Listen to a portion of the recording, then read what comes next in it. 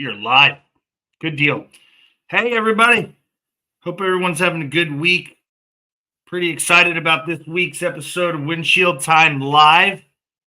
Got Joe Jordan, who is one of the co-founders, going to join us from Siro. I'm going to bring him onto the stage here in a minute. Just a couple exciting announcements for upcoming. Don't want to take up too much time. But we will be having a couple big time guests after including Joe today for the next 3 or 4 weeks. It looks like joining us on Windshield Time. So I'll try to in advance get those announcements out. So obviously, if you can watch it live, great. If not, it's always streaming now on YouTube and then lives in YouTube as well as in the Facebook group. So yeah, so enough of me. Let me bring in Joe Jordan here. Join us, and this will be fun. Here we go. Joe. Hey, Joe. How you doing, man? I'm doing fantastic. How are you? I apparently have the slowest internet in the world all of a sudden when it doesn't want to recognize my movements, but that's okay. Whatever. You look great, so it doesn't make a difference. No one's watching this thing for me. It was perfect timing. Right as we started to go live was when the internet started going out. Yeah. I don't know. I got to get the hamster wheel turning on the old internet. Exactly. So, Joe, I can almost promise you, many probably don't know who you are. So I always like to let everybody, but I think it's really important. Even the couple sentences and the couple minutes you and I spoke before, I'm excited to dig into your background as well as the reason why we're also talking here today. But yeah, give everybody a little backstory. Yeah, absolutely. So today, I'm the co-founder, co-CEO here at Siro. We're a conversation intelligence tool, use AI, record sales conversations in the field to help your sales reps improve and close more deals. But I got my start in sales selling CUTCO knives to moms. Didn't expect to like sales or be good at it. I mean, I was studying computer science in college, but got a letter in the mail, and it looked like it would be better on my resume than camp counselor. So I gave it a shot, and both ended up happening. I liked it, and I was good at it. So I finished like number 2 in the office out of about 80 reps in my first summer there at CUTCO, and made a ton more money than I would have as a camp counselor. But the biggest thing I took away was the learning, not the money. I mean, there are 3 really big things I took away from that summer. 1, like how to sell. 2, how to bet on myself. And then lastly, number 3, it was where I got the expertise, learned about selling in the field so that I could actually eventually build Siro. So it was absolutely invaluable for me. I would recommend like a sales experience to anyone trying to build a career. I mean, the further you get along in any part of your career, the more it is sales. Fast forward a summer, I became a manager. And again, the numbers said we did really well. We finished in the top 2% of sales teams in the company on my first campaign, number 10 out of like 500-600 offices, one of the highest sales rep productivities in the country. But this time I wasn't as proud of what we did, because not a single one of the 186 reps I hired sold more than I had the previous summer. And a lot of them left with a bad taste in my mouth, in their mouths. Like only 3 of them, I think, came back to CUTCO. A third of them sold nothing. Most of them quit within the first month. Right. And that was the norm. It's not because we did bad versus everyone else. That was just the norm. And, selling CUTCO is like not that it's easy, but it's simple. And you can really only not sell CUTCO by making one of like 3 or 4 mistakes. But the problem was, like, in order to go figure out which mistake someone was making, I had to go drive half an hour out to go watch them do an appointment that was going to take an hour, where they're probably not even going to do the appointment like they do when I'm not there. And then I have to drive 30 minutes back to try and coach them on it. And it just takes too much time, especially when you have 20, 40, 30, 50, 63 reps in the highest week submitting orders. So the original idea for Siro was, hey, what if we could record these conversations, bookmark kind of the key places where they would make one of those 3-4 mistakes, and shrink these conversations down from 1 hour to just 5 minutes. This way we could get every rep the coaching that they deserved and that we promised them in the interview, and we could help them realize their potential and and take away some of the things that people should get from a really good sales experience, not just the finances, but also the learnings. And so that's really what Siro is about. The vision of the company is to make field sales the most accessible path to financial freedom by putting world-class coaching in every seller's pocket. Did it really work out that way? Like in terms of you at CUTCO realizing this is where the gap is needed? Because that's freaking awesome. You say, hey man, I got a problem and I'm going to solve my own problem. Yep. Because you mentioned to me earlier, your background is in computer science, right? Or that's what you went to school for, correct? Exactly. So I also did a quick stint on like the Alexa team at Amazon doing software engineering.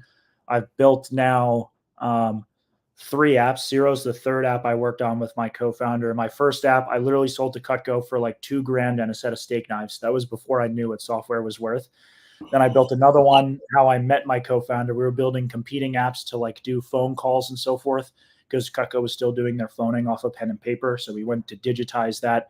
And that gave us the confidence and the personal runway to go quit our jobs and focus on Siro, which we felt was like the biggest opportunity, but was going to be the hardest, right? Because it involved AI, something we weren't super familiar with. I mean, I failed my machine learning class in college because I was working on my second app. So it was going to be a big learning curve for us, but we felt like the problem was too important not to try to solve. Dude, that's crazy, man. By the way, $2K and a box of CUTCO knives is probably like $5K total, right? I mean, those aren't cheap knives, buddy. And they were engraved, so it was pretty solid. Oh, it's the real deal. And you can cut, like we talked earlier, you can cut pennies with them. You can do all kinds of stuff. Exactly. That's Don't awesome. get me started because I won't stop on the CUTCO knives. So no, I didn't. That's not. Yeah, but it's. Like we shared before we started. I mean, when I saw that, I didn't know that about you and everything, and I was like, man, that's freaking awesome because there's some real deal money being made there selling CUTCO. I mean, for guys that I've met that have done it or do it, and it's kind of truly your own little business. Because I think one guy that I got to know, he built a whole referral. I mean, he like generated his referrals. Next thing you know, he sold mom, and then mom bought him for daughters on their wedding days and all this stuff. I was like, holy moly! I mean, he does very well for himself. That's freaking awesome. Yeah, absolutely. So, I mean, some days in college, some weeks in college where I made more than my dad, and I like took the check and showed it to him, and I was like, hey. That's awesome. Where did you go to school? So I went to University of Pennsylvania. I graduated with 2 degrees from there. So 1 degree from the engineering school in computer science and 1 degree from the business school, Wharton, in management. So I was very lucky to have both sides there. It wasn't pleasant to do 2 degrees, but it was worth it. Wow, that's freaking awesome. That's real. Where are you from originally? So I'm from Jersey, just northeast of New York City.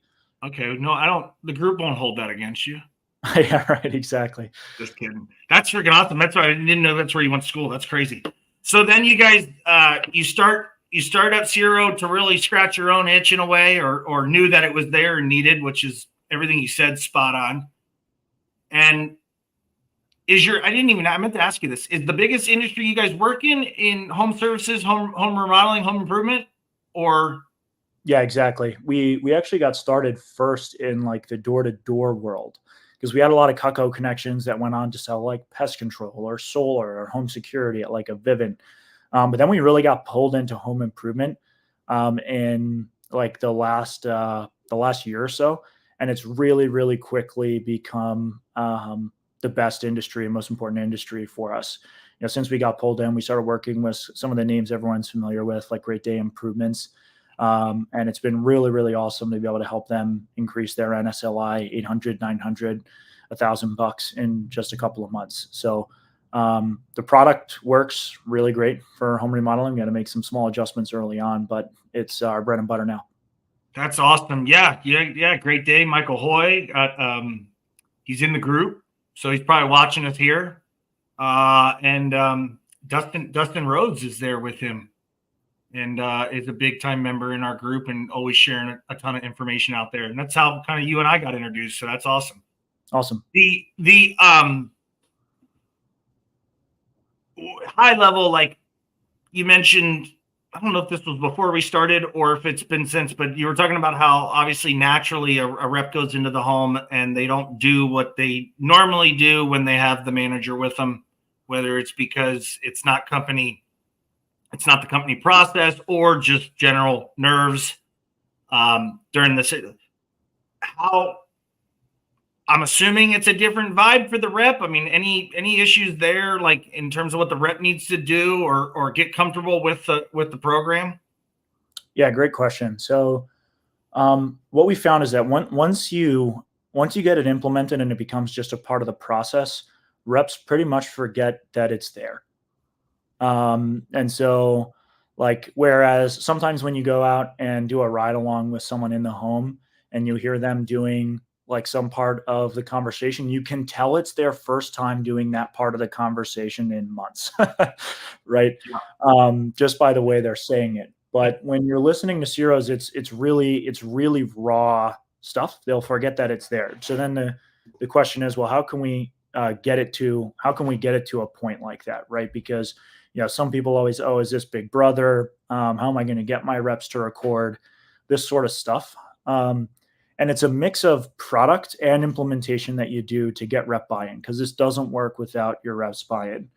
At the end of the day, like what Big Brother is, it's not just like, it's not Big Brother isn't Big Brother because you're recording. It's Big Brother because you're recording and then scrutinizing every single little thing. When you start micromanaging with Siro, that's when it feels like Big Brother. But it's really up to you to create the culture in your organization when you roll something out like Siro, to create an environment where it's a positive thing. So one of the things that we'll do in the product to help support this is like you can post a recording that you felt like really went really well into the trending section within Siro. So it's almost like a mini leaderboard hybrid, like Facebook, Instagram leaderboard thing inside Siro, where your top reps get competing to create training content for everyone else. And what that does is it flips a switch. It's like, oh, this is for me to learn and share with my peers, as opposed to for my manager to come and scrutinize every little thing. And then from the manager side, like, what should you do with Siro? Well, what we've found the most effective way to actually create behavior change is like, yes, of course, you're going to go in there and you're going to find things that people are doing wrong and you're going to correct them. But what creates the biggest improvement is when you actually share best practice examples. So what I used to do with Siro was like listen to all my reps and like scrutinize every little thing. What I now do is I only actually listen to model calls from our top reps, and I'll tag the whole team in what's going well. So again, that flips the script in people's head. Oh, this is about sharing best practices and us learning from each other. And at the end of the day, that's what we found creates the most improvement. I'm monologuing for a while now here, so I'll wrap this up quickly. But what we found was that we compared two companies with over 1,000 reps each. At the time, they had a couple hundred reps on Siro each. One of them had really, really engaged managers, scrutinizing a ton of every little thing, leaving like 4 comments per rep, and then really disengaged reps. Only about 2.5% of them were listening consistently to each other's recordings. Compare that to organization B. Their managers were asleep at the wheel. They weren't even listening to recordings. But their reps, 40% of their reps were engaged listening to each other. And what we found was the company where the reps were listening to each other improved 12 times more than the company where the managers were going in and leaving comments left and right. And it makes sense because like we've already told our reps all the things you're probably going to go into Siro and tell them. And if they just listened to us when we told them to do things, you probably wouldn't need Siro in the first place. But what really creates behavior change is when someone who's kicking my ass on the leaderboard uses something I'm not using to close a deal. Well, I'm going to go try and implement that tomorrow. Right. And so that's kind of the way that we see these rollouts playing out, how we drive improvement, behavior change, and make it a part of the culture. It's funny you mentioned that. The Marine Corps did a study a couple years back. And obviously that's an environment where you would think naturally that the officer above you has the ability to command you to do something, which they found wasn't really the case. But anyway, what I'm getting at is they found the best retention was peer-to-peer. It was over 70% when doing a training and initiative. And you obviously probably know as much as the military trains, like It wasn't the trainer. It wasn't the instructors. It wasn't the higher ranking officers. It was the peer to peer. So I didn't even think about that side of it. Yep. Plus the big brother comment you made. It's a good point. It's like, hey, we're not doing this to be like, it's everything's for continuous improvement, but in their benefit first. Then obviously the company benefits, like every win-win. Customer benefits because we're driving the right process. So it's that's freaking awesome. You mentioned something earlier. I want to revisit it because I love analogies, and we were talking about this with your CUTCO career as well as now how you still talk about it. You were talking about a poker analogy. I'm going to stop there, and I kind of want you to chat about it because I think it's powerful. Yeah, absolutely. So probably the most important lesson I learned at CUTCO is that in sales, people don't buy because they understand. They buy because they feel understood. And so one of the things that I talk about with my reps and talked about with my reps at CUTCO when I was a manager there was getting to a point where you're playing the man, not the cards. When you're first learning poker and learning how the game works, you're looking at the cards and you're just playing to get the best hand. When you get really good and the cards are second nature to you, you're playing the person in front of you, not the card game on the table. And it's the same thing in our sales conversations. What we focus on with our reps when they first start is just getting them to learn the script like the back of their hand, to where they could just rattle it off without looking at the paper. And in fact, in CUTCO, when we first started, we would tell them to read from the script with the paper in front of them, sitting at the table in their first 10 appointments until they could recite it word for word. In front of the customer? In front of the customer. And I didn't know that. Okay. Yeah. Oh, yeah. Wow. Yeah. And it's a little bit lower stakes because at CUTCO, when you're starting, you're like sitting down with your parents first. My first appointment was with basically my second mom, and then my second appointment was with my actual mom. And once you learn the script like the back of your hand, and you don't have to think about performing the appointment while you're there, you can focus all of your energy on the person in front of you. And so at Siro, when we get people started, it's just like learn the script, learn the product, learn the demo, learn our customers, learn the industry, learn the vernacular, right? One of the things we had to learn when we started coming into home improvement was that like reps is a less common name to describe people in the field. Like some people are calling them design consultants, in-home closers, whatever it might be. So learn the language, right? So that you can focus just on the person in front of you. You're reading them, their body language, their tonality. And then you can tailor the pitch to them. And really little things end up making someone buy over the course of the appointment that make them feel understood, those little moments of tailoring and using their language. Yeah. That's, like I said, I love analogies because sometimes that tends to connect better. And that's I just think it's spot on. That's pretty crazy that you can do it. I mean, hey, I want you to literally read it. I don't care. Put it on the table and read it. Oh man. Yeah. So now with Siro, I got one more random question, which doesn't maybe provide value for people, but I just like to be curious. Where did the name come from? Oh, sure. Yeah. So we made a list of names and Siro was the coolest sounding one. So we picked it, but where does it come from? It comes from the word Sirius, which is the name not of like the North Star, but the star that the ancient Polynesians, if any of you guys have seen Moana, used to navigate the Pacific Ocean. So in these tiny little boats, they're navigating the biggest ocean in the world, populating these really, really remote islands. And so the analogy is the same way that Sirius helped the Polynesians navigate the perilous and vast Pacific Ocean. Siro helps salespeople navigate the vast and perilous journey in sales from novicehood to mastery.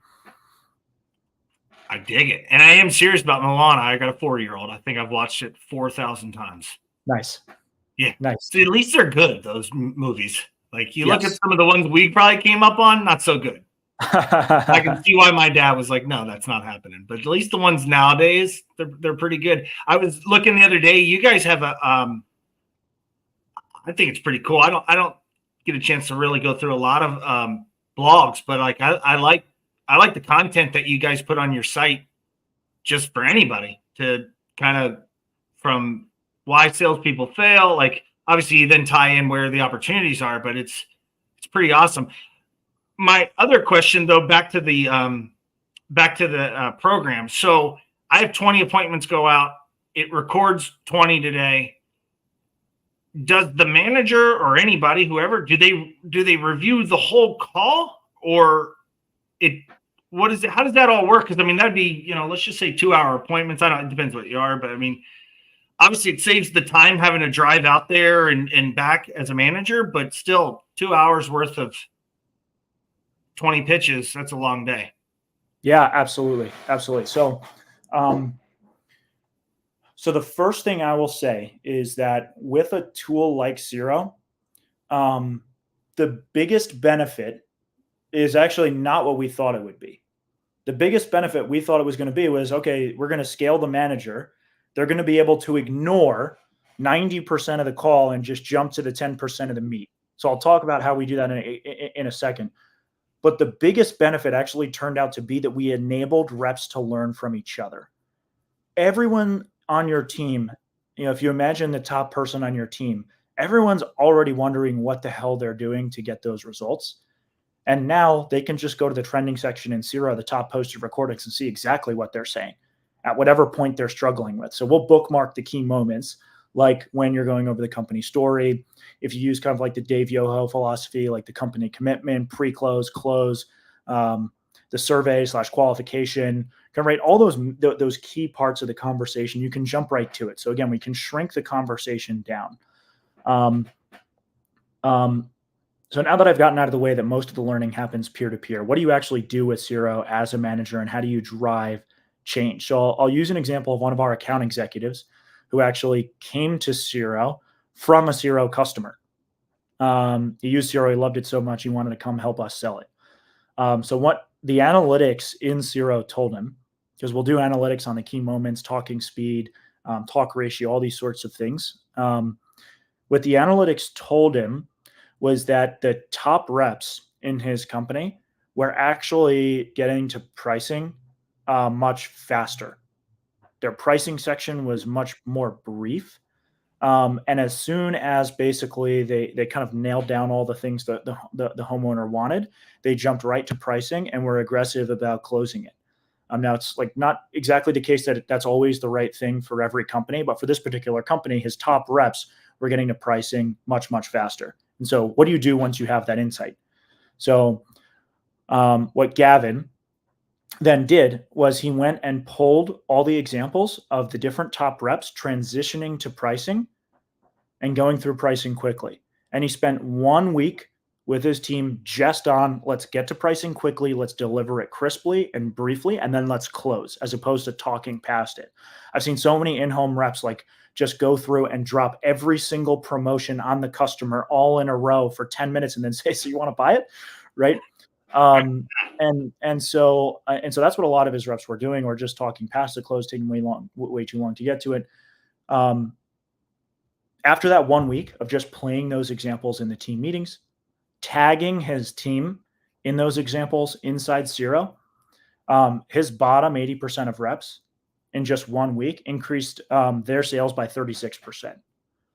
Wow. And so those are the kinds of things that you do with Siro. The analytics tell you kind of where to focus. And then once you do know where to focus, you jump to those moments. You can create playlists of my team's pricing, handling a specific objection, doing qualification. And really what I want to emphasize is it's about finding the top examples from your top reps and sharing them. Reps learn from examples. They don't learn from like lectures. Like if you leave a comment like, hey, do it this way instead, you're going to get a comment back where the rep says like, oh, I tried to do that, but it was a difficult homeowner. Right. And so that you can see there's no learning happening there. But the moment you share a top example, right, you'll get comments underneath that saying, oh, that was fire. Yeah. Oh, I'm going to use that next time. And so that's really how you use it to get the best results. Do you, And do you have data? I'm sure you do, that you can then see who watched or who listened, I'm sorry, to say one of the pieces you posted saying, hey guys, take a look at this. This is what John does. It works really well, and then see, is anyone watching it or? Yep, exactly. So to give you an example, that same account executive of ours, Gavin, just posted into our Siro training library because we use it internally. One of his really great calls with a Pella franchise, where like he won the deal, and I really loved a lot of the stuff that he was doing. I was learning from him watching. I was learning from him watching a lot of this stuff. And so I went through and I left comments like every 5 minutes, like comment, here's why this is good. Here's why that's good. I think I must've dropped like 34 comments on this call while I was like waiting at the gate for the airport.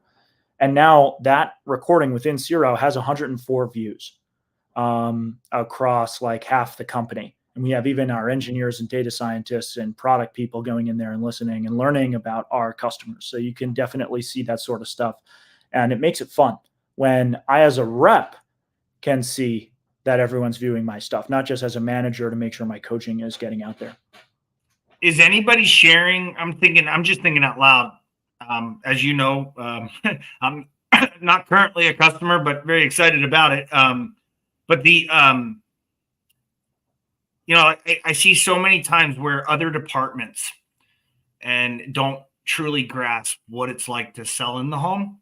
Yes. Where I could see this would be valuable if you're onboarding a call center agents, marketing, say, just to be like, hey, I just want you to see, again, I keep saying see, maybe a visual learner here, but I want you to hear what an appointment's like. Right. And we try to book them on ride-alongs, and then the rep, of course, rather have his manager than have some stranger in another department, so I just didn't know if anybody's been doing that yet, and I'm just thinking of all the other one that pops in my head is rehash. Right. I mean, I can listen to the call and go, that's where he or she lost it right there. Or, you know what I mean? Like the customer's telling them exactly how to close the deal and the rep missed it. But now we know we're going to do a follow-up with them. We know exactly. I mean, I know I don't know if that sounds bad or not that we have that information, but we know exactly where it went off the rails. Absolutely. So I'll give examples on both of those things. I'll start with the other departments getting to listen. This isn't quite a call center example, but it's similar. I know a lot of people, at least in like Windows doors world, are using kind of like the setter closer model where you have a canvasser out there knocking doors, set the appointment for the closer to come in. We had an example in solar, which is similar. They use a lot of the setter closer model where the door guy actually started listening to some of the in-home appointments from the top closers. And he heard just how freaking difficult it was to close an appointment that did not have both spouses home. And before, it was just his manager saying, make sure both spouses are there, make sure both spouses are there, make sure both spouses are there. And sometimes they would do it. Sometimes they wouldn't do it because they're just trying to secure the appointment and then move on to the next one. Yeah. But as soon as he heard how much harder it was without both spouses there, he started firming up and making sure that both spouses would show up. And sure enough, as soon as he started doing that, he saw the close rate on the appointments that he set go up considerably. I think the close rate went up 30 or 40% on those appointments versus what it was before. And of course, now he's making more money because he's also paid a bonus when those appointments close. So that's like one example of how that can help. On the rehash side, yes. And one of the cool things we have is our summaries. So the way our summaries work is you can basically program in whatever questions you want answered about the appointment. And our default configuration is just what did they try to sell? What were the customer's concerns? And what did the customer agree to? You can also add things like why didn't they buy? As a rehash, like what could we do to try and secure this if we were to give them a call back? You can even do points of rapport. Like what are some personal anecdotes that the customer shared that we can use when we give them a call back? And so you have all that stuff right at your fingertips when you want to go rehash. And the cool thing is we'll sync not just the summary, but also a link to the recording back to your CRM, right? Your Salesforce, right in the opportunity record, which you guys are using, or your Service Titan, or what have you. We're working on Lead Perfection and a couple of the other integrations coming up soon. And of course, we have an open API that we can integrate if you guys have like a custom CRM, so that all that information is right there at your fingertips. Wow. I just thought of another thing, which you're going to tell me all that someone's doing it, which is great. I mean, it's like a guaranteed survey every appointment. So like when you mentioned what were the customer's concerns or interests or reasons for us having out, and like I'm assuming that it can scan all these calls, and then we think we know what customers buy our product for, but here you go. Here's the actual data without having to go off and do a survey 1,000 customers that don't give you the response. They just want the $5 Starbucks card for their answer. Here you have live surveying all the time. What's the any issues around legality with recording? Obviously, we record call centers. Every time you call somebody, it's like, hey, this is going to be recorded for quality assurance. Has there been any challenges there? No, not really. We actually expected it to be more challenging than it turned out to be. We almost didn't start Siro because of this, but it turned out to be basically a non-issue when we started testing it. So basically, the way it works, there's obviously nowhere where you can hide behind a bush and record other people having a conversation. That's eavesdropping. But what it turns out is if you're a part of a conversation that takes place in person, the rules are way more lax because it's a safety thing. So in 39 of the 50 states, they're called one-party states, which means one person in the conversation needs to be okay with it recording, and you're that one person. In the other 11 states, you just have to let the customer know that you're recording, and they're continuing the conversation as their implied consent to be recorded. So in those states, it's just like, hey, by the way, we're recording this for quality and training, or we're recording it for notes purposes, and then you move on. As long as you don't make it weird, it's not weird. Although some people have had some fun with it. We had one rep, his line for the recording thing, because he's in one of those two-party consent states, is, hey, I'm recording this so I can take notes, and also because I get lonely at night, and so I like to listen back to these. Anyway, so you can make it fun. It's really not a problem. I'm looking it up now. I'm one of the boohoo states that are Maryland. Yeah, Maryland is two. Come on, Maryland, step up your game. Aren't our TVs listening to us anyway? Okay, so I actually worked on the Alexa team, so I can actually answer this. Basically, they picked the name Alexa because it's so easy to recognize with speech to text because it has that distinctive X sound in it, and so it's like just listening for the Alexa word at all times, but not sending that data anywhere. Once you say Alexa, it's recording and then sending to the cloud until you finish, and then it stops again. So that's basically the way that these things work. It's funny you say that about the name, and I bring up random stuff because I think of it. And I just said, my daughter literally just turned 4, but at least for the past year, just because of watching me and my wife, she can tell Alexa to turn off the lights, or I'm blown away. It's not what I'm getting at is, like you said, it's such a distinctive. I didn't even think about that because she doesn't say it as loud and as clearly as you and I can. She's 3 at the time, but it's enough that it picks it up and you see the thing start spinning, and I'm like, ask her what you want. And, and then she gets mad if it doesn't play the right song. I'm like, well, you didn't give it the right title. So yeah, that's crazy. I mean, I would assume you could probably position it to where it's a value add. Right. And in fact, in some industries, like solar, for example, where people have been scammed a lot, like it builds credibility, actually. It's like, oh, there's a real company behind this, especially if like you have a young sales rep, like you have a 20-year-old or a 23-year-old coming in to sell someone a $70,000 sunroom. It helps actually build a little bit of credibility. And you're not, I mean, obviously the other concern would be you're not, I don't know, maybe you would, maybe you wouldn't. I mean, you could ultimately, but you're not holding your customers. You don't see, I'm sorry, not you, but like you don't see any of your companies using it to go, well, you said, like, he said, she said against the customer at all, are they? No, I mean, we have had some cases where, so actually we had a case where the customer complained against the rep, and there was like there were a couple of complaints against this rep, and so like a lawsuit was started, and they had the Siro recording, and the rep did everything right, and so they just exported the Siro recording, shared it, and the judge threw out the case. Good. So you have it if you need it, and it's better to have it and not need it than to need it and not have it. Yeah. Yeah. I mean, I'll be honest. I've been in this industry for a long time, and I like the trust but verify type mindset, and sometimes, right. And plus, it's just people's perspective. Everybody views through a different lens, right? And the rep's like, no, I swear I didn't do anything, and now you're like, oh man, I don't have any way to. I want to believe you, but I can't because customer for all these different things. So I don't know. I'm not trying to. I just see it.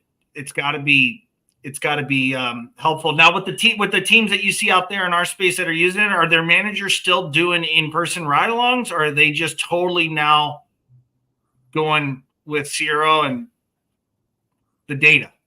For sure. Yeah. So it shouldn't fully replace ride-alongs. There are some benefits to doing a ride-along, especially really early on in our reps like training cycle, that you're not going to get through Siro, or at least won't get as strongly. Like there's not a replacement for a manager coming out and spending a couple of hours of windshield time right with you. It shows they're there to support you, and it gives the person kind of a sense of comfort and confidence. Plus, you can then intervene to help close a deal if something's starting to go off the rails quickly. Yeah. What we tend to see is that the ride-alongs are just decreasing significantly. So whereas before, a rep might ask, hey, can you come do a ride-along with me? I'm not sure what's going wrong. Or you go out and do a ride-along because you see someone's in a slump. In those scenarios, now you no longer have to do that. You can just open up the analytics and kind of see what's going wrong, or worst case, jump into the recording and give it a listen. And that saves you hours, right? The data we have shows that using Siro to actually replace a ride-along, it's about 10 times faster, right? Which means you can do about 10 times more of these. But early on in that rep's life cycle, when someone is like really struggling or really getting their hand on the reins, we would still recommend doing a ride along in that scenario. Now, do you, if you don't mind, I'm just curious, with all the insights that you're seeing and getting, are you guys able to train sales managers on how to coach through the or best practices? Like, because naturally, maybe do it wrong, like, what are you doing? This was bad, right? And that, yeah.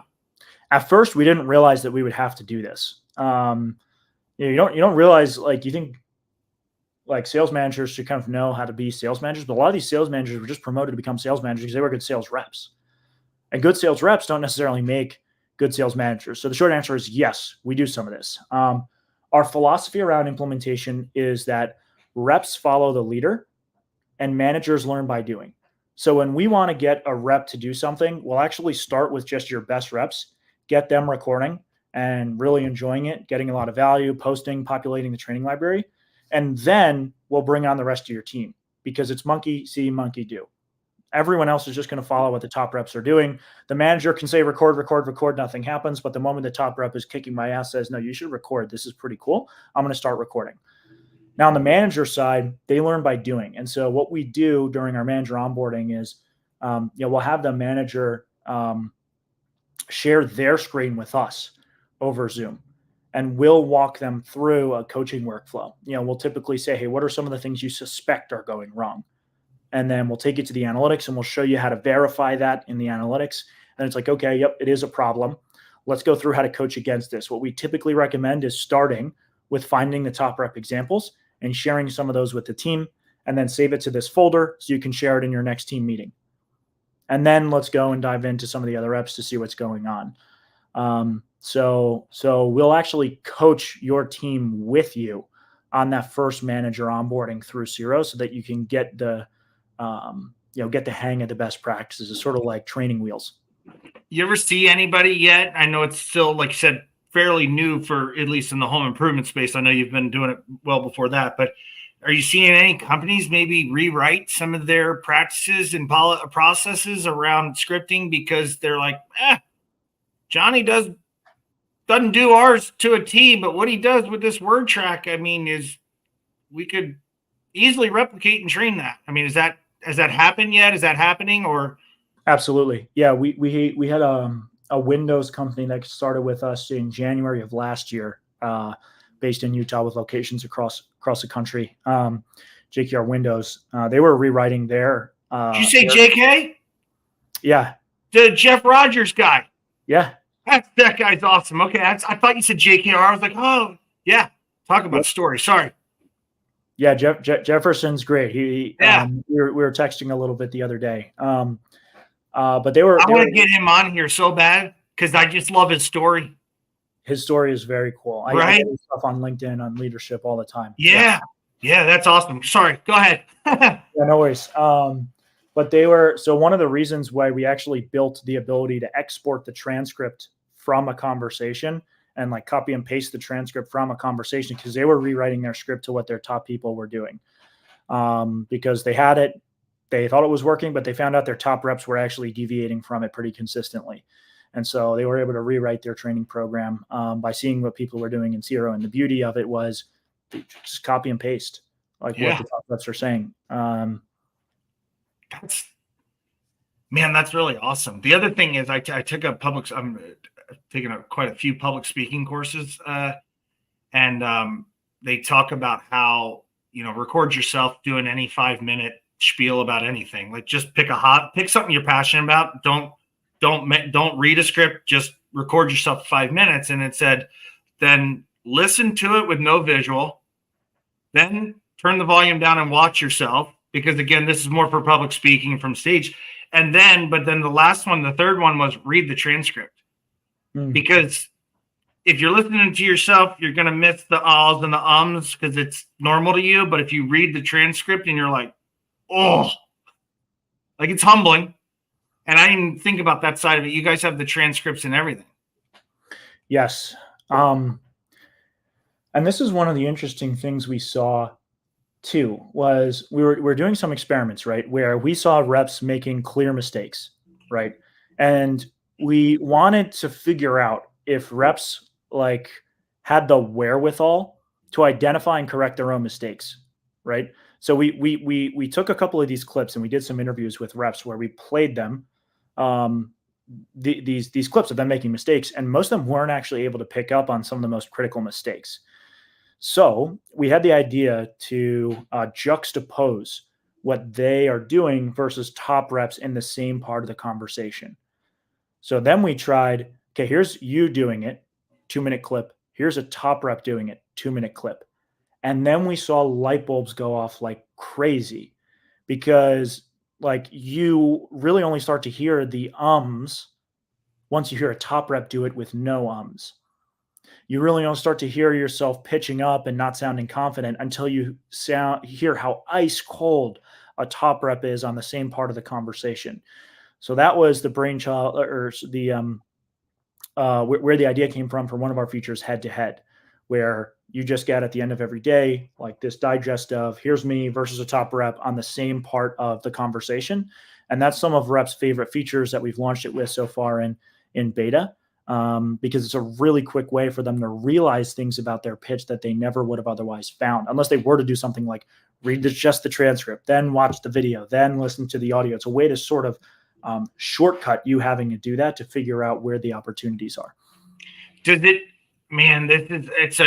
if you're not aware, then you think you're doing, imagine if you're just a really good rep and you're like, there's nowhere else for me to go. And now you start really refining that extra 1% here and there that most people are never going to be aware of, because the sales manager is going to walk out and be like, great job. You got the deal. Have a good day. I'll see you in another month, if I even go with you ever, because you don't typically. Man, this is exciting stuff. I can see, because again, when you first hear about this, I'll be honest, you're just like, okay, so it's recording. Right. But because of the AI, and I'm by no means tech savvy at all in this sense, so I could be saying the wrong thing, but I'm assuming because of the AI, because of all the what you've designed, it's more than that, a lot more. Holy smokes, man! What else? You're not going to tell me, which is fine, but I'm assuming you're a serial creator. There's no way you're not trying to. You see opportunities, I'm sure, all over the place to create more things, and yeah. So there's more to come from you guys than just this platform, I would assume. Yeah. Well, there's so many other like cool businesses that I would love to start at some point, but I've decided to dedicate my career to this until we solve the 80-20 rule problem. Right, 80% of sales are generated by 20% of the reps, and that means that 20% of the sales and the commissions are left over for the other 80% of reps. And it's not because, of course, there are some reps that just aren't cut out for it, don't have the work ethic, but we've found in our experience that way more people fail just because they don't have access to the right resources, the right coaching. And so that's really what we're here to do, and we have a lot of work left to do. We've produced some great results so far. And to your point, like we've helped new reps improve at the bottom of the spectrum.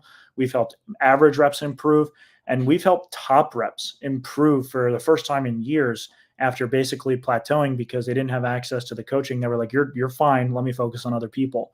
But there's still a ton of opportunity left, especially with the pace of AI, the way it's moving.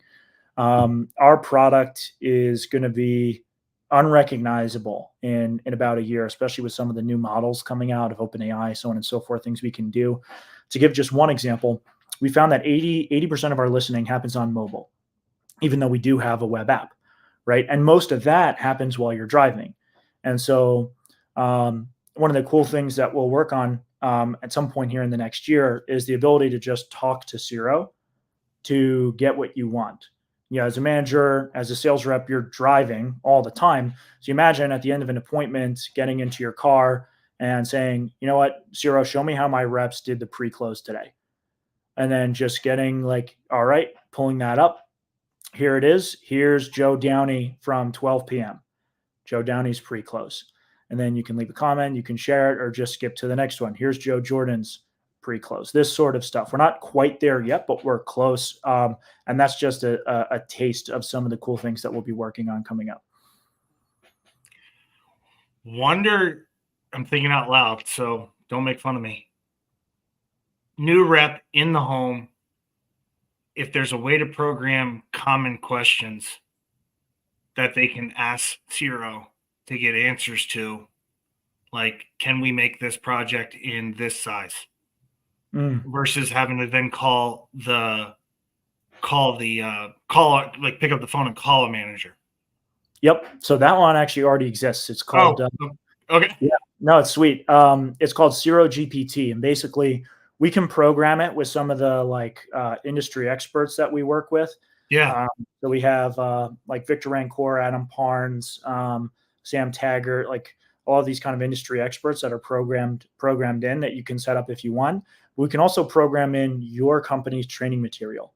And if you have it in video format, PDF format, whatever format you have it in, just give it to us. We'll dump it in. And then your reps can basically talk to that training material. So as long as you have the answer to that question written down somewhere or in a video somewhere, you can send it to us and they'll be able to just ask Siro. Holy smokes, man. Maybe I should have studied computer science in college. That's awesome. Yeah. It's pretty cool too, because I mean, man, I'm not blowing smoke for you, but a lot of times when you meet IT or computer tech, like you get that's why I say the CUTCO background's huge, because you see, but you get it, right? And that's freaking awesome, because this conversation could have been like pulling teeth if it was your typical, situation sometimes where you're just like, wow, you're talking language I have no idea. But like, you guys are obviously, like you talked about earlier, the vernacular, just that alone, and you care about what you're doing. That's freaking awesome, man. What about I don't want to hold you up, but I just got all these questions because it's now intriguing to me even more. I'm like chasing squirrels all the time. You gotta pick one and go after it. What about oh man, what was it? Oh, can you take, or do you see guys like doing actual onboard training from the recordings? So I got 10 new reps in front of me, never been on the road, day one.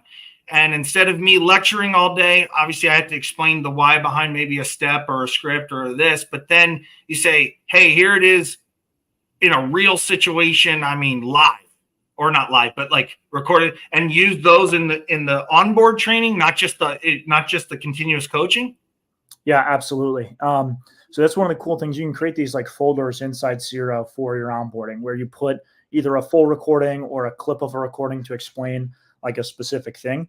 So one of the cool things that one of our pest control clients did was they took their training manual, which is a paper manual, pretty old school, and they put QR codes in each step of the training manual to link to clips from top reps doing that step.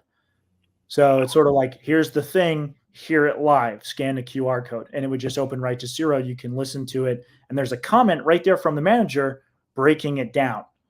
And so definitely recommend doing this as a part of your training. We did this in CUTCO where we would literally, during the training program, ask some top rep to come into training and role play the entire like hour-long demo with two of the trainees. Now, you can focus on real examples, and you can do it in bite-sized pieces. So absolutely. Yeah, because every time naturally, I mean, I've been on more on the leadership side, right? Like I can role play with you right now, and then you have half the teams like, yeah, but that's not what really how it goes. Like I wish it went like that. I wish that was the response, right? Man, this is fire. I'm excited that we did connect. I'm selfishly getting these answers for myself, but I know there's a lot of people. I get asked about it all the time. What are your thoughts? And it's like, man, again, it's not my place to completely judge. And I think you answered a lot of my and probably others' questions about it. Like, hey, it doesn't take away from still getting in the field, because there's obviously the culture side of that. It's not Big Brother, which I think is a big concern for people. Is like, you're just going to sit there and record me and then wag your finger at me type thing. I mean, it's just, why not? That's freaking awesome. And again, what I have heard actually from other friends in the industry that I trust and respect about you guys is you guys do some next level when it comes to implementation. Because if it's not, nothing works unless it gets worked, right? Or however that goes. And I think that's huge, because just my perception of it initially was, again, it's just recording it. And there's so much more to that you got to make sure you take advantage and leverage it. It's obviously it's not a small investment, but when you look at the big picture, and if you're raising people's NSLIs $500, $600, $700, $800, $1,000, like I'm gonna be scared what it's gonna do with us, because I'm gonna probably kick myself, right, for not doing things sooner. So yeah. I took a ton of your time, but before you go, if you don't mind. Obviously, it's a Facebook group. It then goes on to YouTube. But is there a best place for someone to find Joe Jordan and just say, hey, I'm interested in talking? Obviously, maybe not to you, but one of your team members. What's best for that? Is there a handle you go by anywhere, or really a network that you want to be connected through?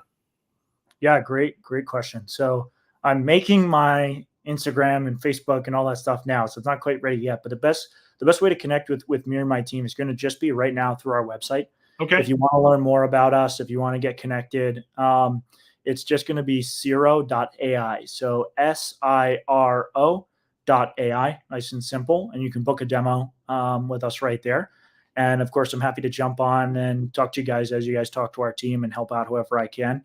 I'm always there behind the scenes, making sure these implementations go super well, even if I'm not on the call there in front of your reps, like I used to be earlier in the company. So that's awesome, man. Hey, congrats to you and your team's success as well. That's freaking awesome.